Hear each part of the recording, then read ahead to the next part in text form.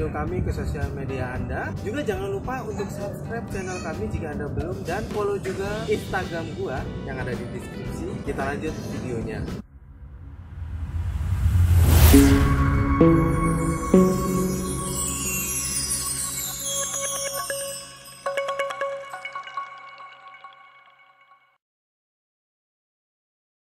Yes, dalam video kali ini gua akan mereview sebuah mobil yang cukup lama umurnya dan cukup tua.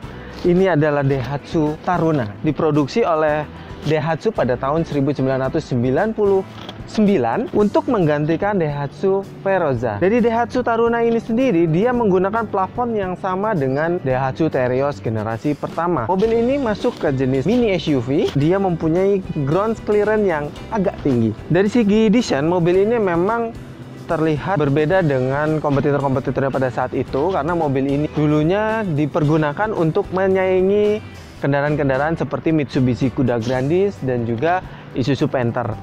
Mungkin juga untuk menyaingi Kijang. Padahal kalau kita lihat dari spesifikasinya, mobil ini itu adalah mini SUV. Secara desain mobil ini memang lebih mengkapsul-kapsulkan diri. Dari pojok-pojok sana bentuknya seperti kapsul-kapsul, dan mobil ini memang sudah lama terlihat dari lampunya yang sudah sangat kuning, dan lampu ini menggunakan lampu halogen untuk lampu-lampuannya, dan dia menggunakan lampu sen di sebelah lampu utamanya. Mobil ini sudah menggunakan fog lamp 2 biji di bawah, dan bumper tambahan ini menjadi lebih oke dari tampilannya, dan beberapa hiasan chrome sudah ada di grill dan di bumper tambahannya ini. Mobil ini dengan pemiliknya sudah ditambahkan dengan DRL nih, di sini ini DRL, tapi itu tambahan, dan di sini ada spion kecil di depan sini. Sudah menggunakan roof rack, sebenarnya tambahan.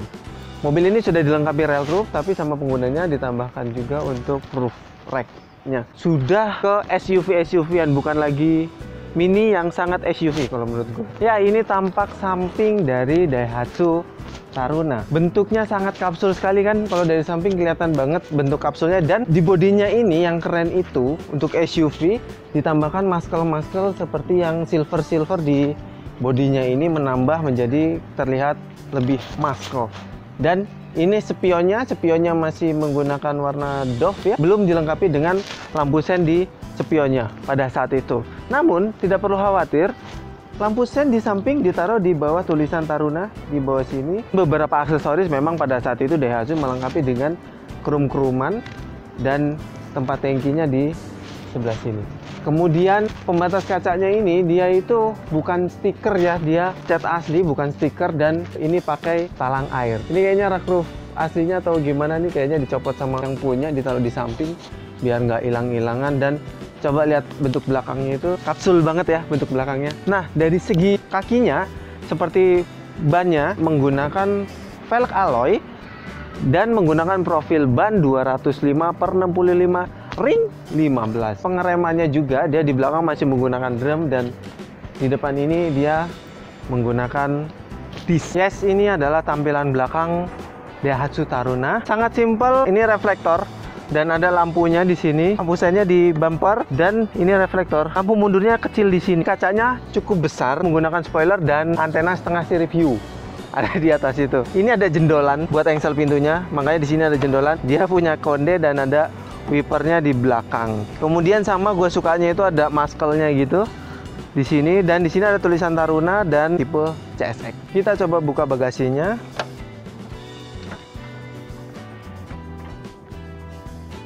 Ya, bagasinya itu dia cuman bisa buat 2 orang berhadapan, dan ini tuh tempat duduknya agak unik. Ini bisa dilempit ke atas, jadi kalau membutuhkan bagasi yang lebih luas, ini tinggal dilipat ke atas. Sandarannya tuh dia nempel di temboknya sini nih, dan nggak bisa dilepas. Unik ya, duduknya begini nih. Kalau di sini, nah, duduknya begini. Kalau hadap-hadapan sama penumpang belakang satunya ada di situ. Jadi totally mobil ini bisa diisi dengan 7 orang saja. Kemudian di pintunya ini ada buat pegangan buat narik buat narik pintunya ke dalam, dan ini ada buat buka pintu. Dan ini tuh pakai bahan keras ya di pintunya ini, dan ada speaker di pintu belakangnya. Jadi yang belakang tuh langsung kesemprot sama speaker.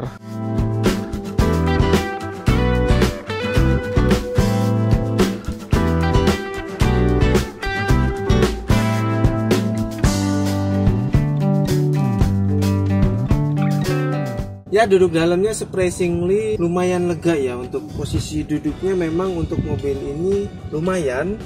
Dan memang pada zaman itu semuanya masih sangat manual. Material dashboardnya semuanya keras, dan ini panel AC-nya tuh kecil-kecil di sini nih. Nggak kayak mobil sekarang yang panel AC-nya gede-gede.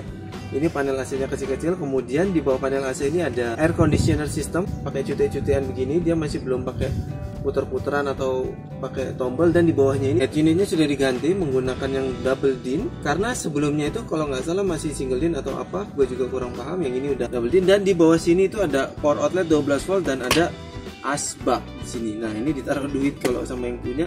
Dan di dalam sini ada tempat penyimpanan, sama yang punya ini buat naruh duit receh, kemudian persneling. Dan di sini sebenarnya fungsional banget nih. Ini bisa buat naruh koin juga di sini. Nah, di tengah sini mobil pada zaman dulu memang tidak mengutamakan cup holder. Jadi mobil ini tuh di depan nggak ada cup holdernya, nggak ada cup holdernya sama sekali. Cuman itu tempat nyimpan koin di depan sama yang punya. Kalau gue sih sebenarnya enakan taruh di sini nih koinnya. Handbrake di sini ada tempat buat naruh handphone, mungkin ditaruh di sini bisa. Dan ini ada tempat penyimpanan kotak, bisa jadi cup holder sih, tapi ini fungsinya paling untuk belakang. Kemudian door trimnya menggunakan bahan keras, tapi sudah ada bludru-bludruan kain di sini nih warna biru. Handle-nya masih handle cepol seperti Daihatsu Luxio. Dan power window 4 titik yang otomatis hanya di pengemudi saja. Tidak ada cup holder di door trimnya. Di sebelah kanan pengemudi sini simple ya, nggak ada terlalu banyak, cuma ada kisi AC yang sangat kecil. Juga ada indikator remote dan segala macam. Gak ada yang lebih. Setirnya pun sangat standar.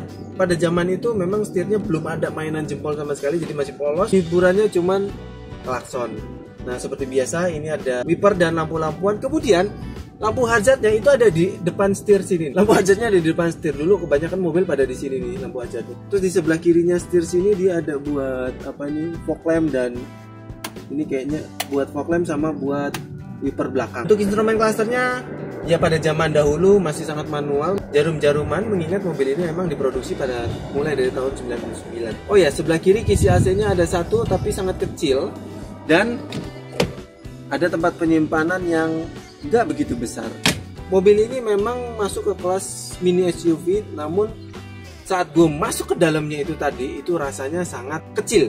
Dalamnya tuh kecil, nggak begitu luas. Beda kayak kita kalau masuk ke Calya ataupun masuk ke Avanza, itu pas masuk nggak sekecil ini. Kalau ini kelihatannya kecil.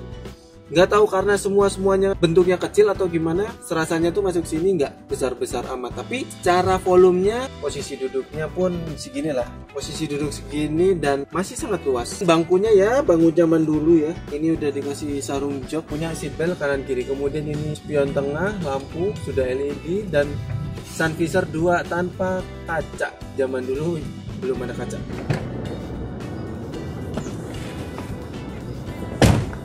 Yes, kita udah duduk di tengah dan sempit sih menurut gua. Headroomnya lumayan lega lah, 1 tangan lebih. Ini posisi duduk gua 175 cm, yang posisi PW-nya lah. Legroomnya bisa lah nyelip begini, bisa. Ininya nempel kalau posisi duduk depannya kayak gua, dan ini tidak bisa adjustable. Jadi ini benar-benar nempel. Terus ya, posisinya ya sempit untuk di belakang sini. Dan oh ya, dan mobil ini belum ada double blowernya ya. AC-nya masih disuplai dari depan secara utuh, jadi belum ada double blowernya. Kemudian ini ada kantong di belakang, dan ini kebetulan head unitnya sudah diganti menjadi menggunakan LCD monitor. Ini bisa di adjust sampai dengan segini. Kemudian di sini memang tidak ada apa-apanya, cuman kosong belum gitu aja, dan ada gundukan di bawah. Kemudian di door trimnya itu dia kunciannya masih naik turun begini ya, masih zaman dulu banget. Kemudian handle-nya juga masih sama kayak zaman dulu banget. Dan yang lucu itu power window-nya tuh dia bentuknya tuh kayak Daihatsu Luxio yang pernah gue review, bentuknya hampir sama kayak gitu, tapi ini agak nonjol dikit. Dan bangkunya sih lumayan empuk, enak. Posisi tengahnya memang agak sempit, tapi ya oke lah.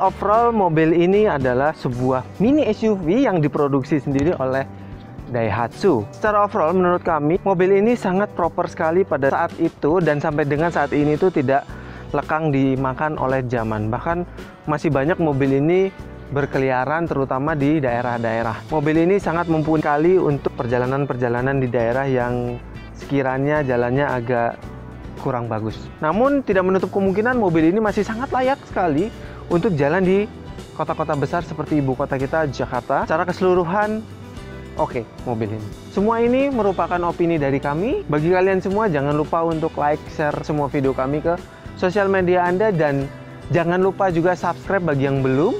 Dan follow Instagram gua yang ada di link deskripsi. Akhir kata, terus dukung otomotif di Indonesia. Terima kasih yang sudah menonton. Sampai jumpa di video selanjutnya. Dan salam otomotif.